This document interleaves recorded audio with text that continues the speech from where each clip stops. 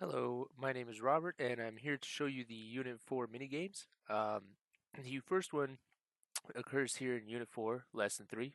Before that, there's nothing that we actually consider a minigame. They go through a lesson here, and then they come over here to do the Emotional Gauge Activity Part 1, where they talk about different emotions. So, your chosen basic emotion, something on the emotional gauge, let's just say anger, or, well, yeah, fuming is more specific. And then discuss and type emotion words for each level. You could say something like damn or, whatever moves on from there. And then discuss and type situations for each level. Um, these are different things of that they've learned in the previous chapters here, or in the previous lessons. And this is kind of a review game to teach them about the different levels of anger and happiness and everything there. So this is a heavily guided OG activity and a group activity. So they'll be speaking to each other and speaking to the OG. Then we move on over here. I believe we have another. Oh no, it's just another lesson over here in section 2. And then we move on to lesson 4, where they start off with another lesson plan right here, and then we move outside to sections 2 and 3. This is technically the emotional gauge activity part 2, where they will type in the 5 levels.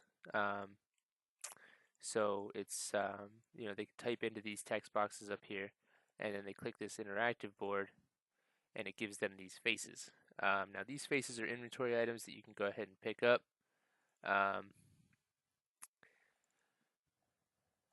and then what you do is you just go ahead and place them back down in the order that you think they are. So, um, you want the green is represents the lowest, mildest end of the scale, and red the most intense end of the scale. So, you want to start off with the person who looks like they are not too upset, and then maybe uh,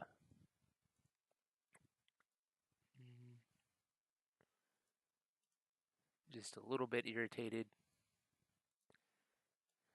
getting a little bit more irritated, very irritated, and finally just completely exploding. So that's the game there.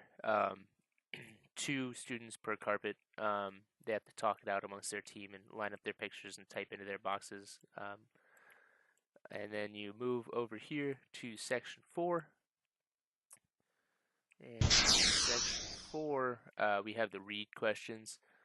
This is where they split up into 2 groups of 3, and they just fill out this worksheet. So it's gives them a scenario here and just say, why might it be difficult for Mike to understand Melissa's emotions, and then they discuss their own emotion or their own emotional situations and why it's difficult to understand the emotions of others um, in those situations. Then we move on to Unit 4, Lesson 5, which I believe only has one mini game in here. Got a lesson plan here. And emotion roleplay. So this giant canopy is a cone of silence. When in the cone of silence, anyone outside can't hear what you're saying. So the 2 groups will not disturb each other as they're planning out their roleplay sessions here. Basically, they come into this little tent. And they talk about 2 emotions that they want to role play. So just little scenes that they want to act out based on certain emotions. We type one emotion here, one emotion here.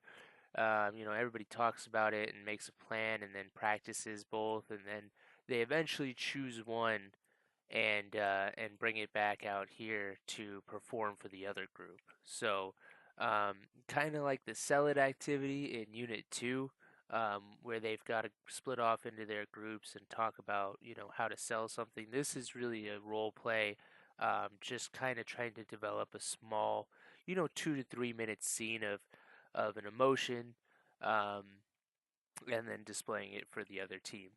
And that's pretty much it for the Unit 4 minigames. We'll see you for Unit 5.